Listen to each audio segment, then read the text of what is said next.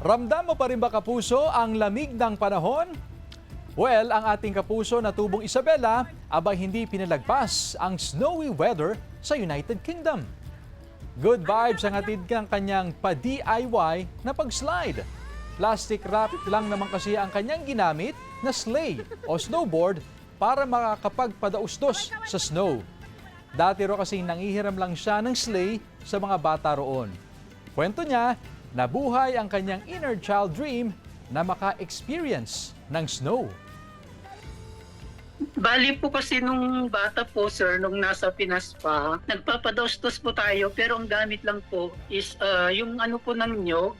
And then ngayong nakaka-experience na po ng snow, parang naisipan ko na why not gumamit ng ibang improvise para din ma-experience na magpadaustos sa snow.